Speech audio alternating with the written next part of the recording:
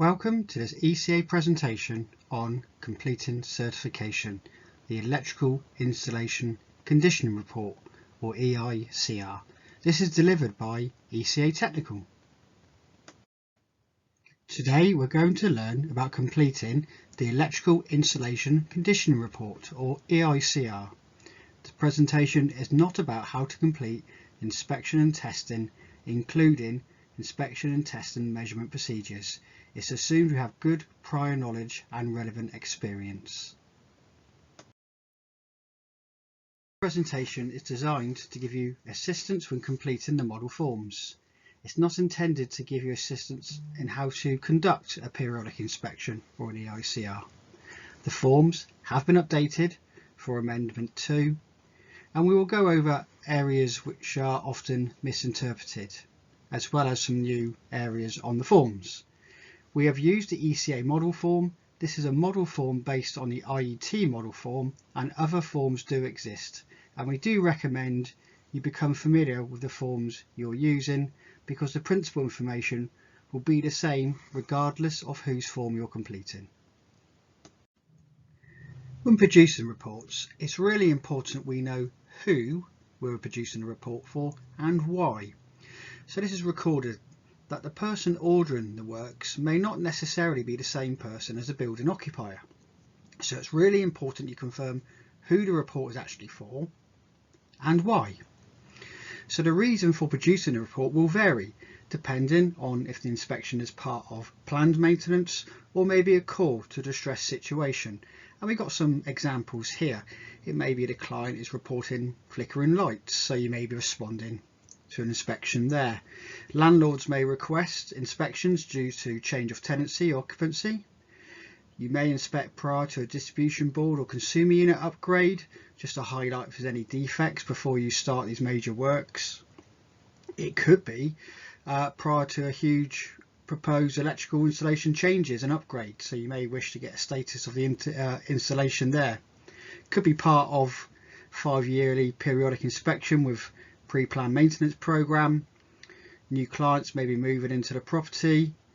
It might be inspection following distress, so escape of water or fire, and these are several good examples. Important to detail the installation, which is subject to the report, so the occupier, where the premises is, and the type of premise. And if, for example, here we're going to be looking at, just say example, the hospital, if we feel it doesn't fall within these categories, we can just tick other and describe that as hospital. You may want to do that with educational establishments as well. In terms of estimated age of wiring and evidence and alterations and installation records, if you have known evidence or electrical certificates, that's great for the basis of this information. If you don't, then it's an estimate only, so just use your engineering judgment on what you think. So the extent and limitation of inspection and testing, and this is a really important part of this document, and it's really important to document what is in scope of this periodic inspection you are undertaking. So it may be you're only inspecting part of the installation, it may be you're inspecting a sample, it may be you're inspecting all the installation, but it's really important that you agree this with the client beforehand, and you ensure you write the client's name, so their full name, as the person this is agreed with. So please don't write things like agreed with clients. It's in your best interest to write their full name. Some examples of the extent of the electrical installation could be the entire installation, excluding building C due to refurbishment works. So we've quite clearly said it's everything apart from one building, and why. It may be that it's a visual inspection of suppliers' terminal equipment, including the main protective bonding and supplementary bonding to be verified, 100% of LV panels and distribution board, 100% sub-mains, and 20% final circuits sampled across the electrical installation. So that second example is quite detailed, and these are both two good examples of the extent of electrical installations covered by this report. It is also very important that you document your agreed limitations, operational limitations and reasons, and we'll come on to that in the next slide. So what is a limitation, and importantly what isn't? So it's really important to document your limitations. So agreed limitations. This is what has not been conducted or verified as part of your agreement with the client. So you've pre-agreed these limitations, and they could include, amongst many, the build and fabric is not to be disturbed, method 2 insulation resistance testing may be due to embedded loads, electronically sensitive loads or unknown loads. It could be high level lighting over 2.5 meters to be visually inspected only due to no access to high level equipment. It may be that there's no continuity or dead testing or insulation resistance testing if you're in a live data center environment, or it may be that the client specifies what circuits are not to be inspected and tested. They may have recently been put into service. It could be one or many others. These are just some examples of some agreed limitations that you and your client will agree together. Now we'll move on to operational limitations. So before, we've already agreed with our client that we're going to access all the installation. So we've got an agreed list of what we're going to do and what we're not going to do. The operational limitation is where we've agreed this, but perhaps we can't get access to parts of the installation which is beyond our control. So an example here is you've agreed that you're going to inspect the entire installation, but there might be some locked rooms, and in those locked rooms there might be some distribution boards that are on your plan. So examples we give here is you're unable to access room 123, a locked door, site maintenance are unable to obtain a key. So if you can't get access to these areas yet you are meant to inspect them, then that needs to go in your operational limitations. So what is not a limitation? We said earlier in our agreed limitations we might agree not to inspect some high level lighting if we agree that with our client. But if we've not, and we've just said, for example, we will do 100% testing, you cannot write you've not inspected high level lighting due to no access equipment, because you've actually previously agreed to that. So a limitation is something you agree. What is not a limitation is something you don't feel like testing, and it's really important that you fulfill your contractual obligations and you don't get to the end of your periodic inspection and just list items, rooms, areas you've not been able to get access to yet you've agreed to. So it's really important that you understand what is a limitation, what is an agreed limitation, what is an operational limitation, and what isn't a limitation. So when it comes to the summary of the electrical installation, this should only be a summary to BS 7671 and its amendment only. You should avoid writing good or bad or requires complete rewire, and also avoid any observations to other standards and building regulations. Remember, this is an EICR to BS 7671 only. Statements such as the following are encouraged. So the electrical installation does not comply with BS 7671 Amendment 2, but is in good condition. The electrical installation has several defects as reported in Section K observations. Or the electrical installation is absence of main protective bonding to the incoming metallic water service, which should urgently be addressed. However, the remainder of the installation is in good general condition with some minor defects which have been recorded in this report. So they are just three small examples of what you may wish to write in Section E. When completing your documentation, you're going to give a recommendation for the next inspection, and it's important to note that the next inspection interval is determined by the person who's responsible for the inspection testing of the installation. They have the best knowledge of that installation, and they will base the next interval on not only the condition and the age and the type of installation they've just inspected, but also take into account clients' planned maintenance programs, government legislation, in accordance with insurance companies' requests, and guidance provided by the likes of the IET, so guidance note 3.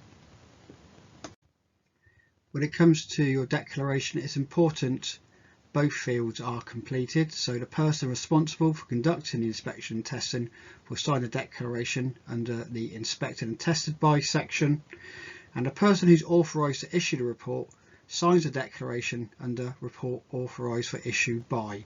Now, the person authorised to issue a report will usually be the qualifying supervisor of the company.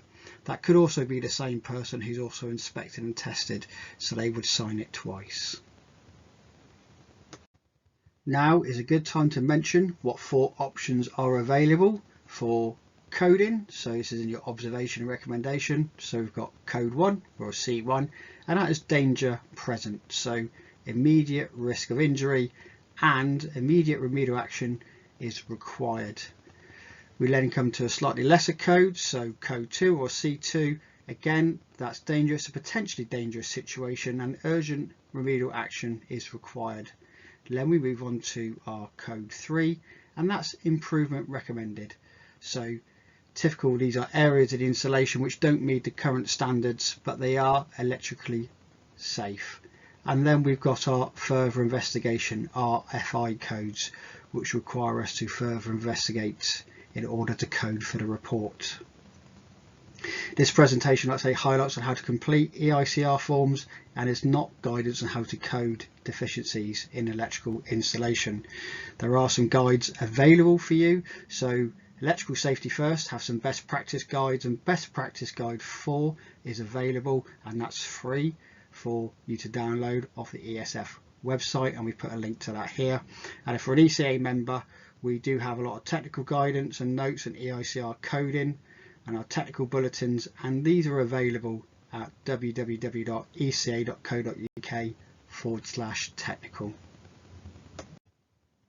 This presentation is not intended to talk about EICR defects in coding, but here are a few examples using the codes for common faults. They are common examples of good observations recorded on EICRs. Please note that observations should always be made in accordance with BS 7671, not any other standard, and they are not retrospective. Here are some examples listed here. If we focus on the discontinuous ring final conductor, that's been given a code 2.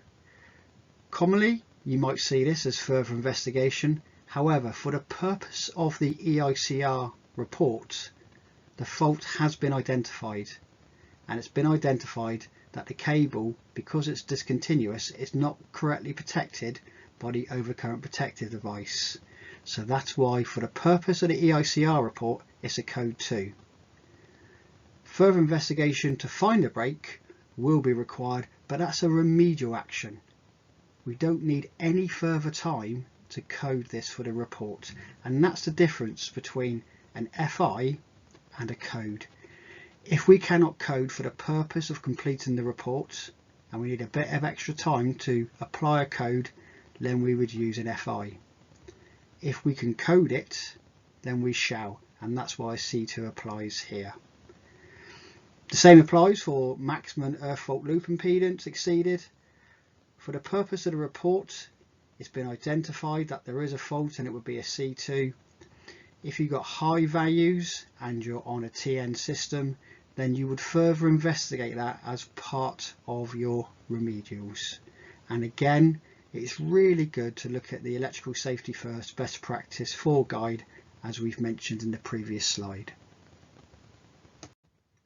As we've said before, let's keep this to BS 7671. So here's some common examples of what not to do. There is no need to put any observation about smoke alarms, the absence of smoke alarms, or if they're out of date. This is not in scope of BS 7671. So only a defect with the wiring of those circuits would be down to BS 7671 and may warrant a code. The same for emergency lighting, downlights and consumer units. So in terms of emergency lighting, you wouldn't be assessing that installation to BS 5266. With downlights, typically in houses, the absence of a fire rated downlight wouldn't warrant a code, maybe other than code 3. And PVC consumer units, usually in most situations a code 3 would apply. Again, this list is not exhaustive, and look at the guidance from Electrical Safety First Best Practice Guide, and also a section called Professional Resources on Electrical Safety First. There is help and guidance with periodic inspection and testing, including coding, and this is available at Electrical Safety First, both their best practice guides and their professional resources, and the ECA have guides and technical bulletins on EICR coding and observation writing available at our website at eca.co.uk/technical. When completing your observations, complete section K using your code 1s, so C1s, code 2, C2s, code 3, C3 and FI codes. Ensure this is consistent with your schedule of inspections. So an example would be a broken socket outlet in a kitchen, and you would apply code 2. So in our observation report there, we've highlighted a broken socket in our kitchen. But also remember that this needs to be recorded in the inspection schedule. So here's an example. We have a broken socket, so therefore under condition of accessories, including socket outlets, switches and joint boxes, we've recorded a code 2. It is plausible that when an installation may only have code 3 observations, that both no remedial action is required and the following observations are made boxes are ticked. Remember that it's only code 1 and code 2, C1 and C2 items that would lead to an unsatisfactory report. It's also important when writing observations that you highlight the defects only and simply state what is incorrect. An EICR report is based on the condition of the electrical installation. It is not intended to be a shopping list for materials or equipment. In the inspection schedule, there are new requirements for BS 7671 2018 Amendment 2, and these differ from the previous amendments. Any inadequacies found should be made against the appropriate item and a comment made in section K, observations, as we've previously mentioned. Different from Amendment 2, any outcome against any item in section 1 other than access to live parts should not be used to determine the overall outcome. So if you do find that there is deficiencies with the supplier or distributor equipment, that strictly falls outside of BS 7671. It's not part of the installation, but it's generally a good idea to give that inspection. If there was access to live parts, you would record that and you probably call 105 and report that to the local operator. So only a real safety issue would be recorded here, and you'd record that with an X. However, it wouldn't determine if the rest of your report was satisfactory. Any item here in 1 other than an exposed live part would still give a satisfactory report.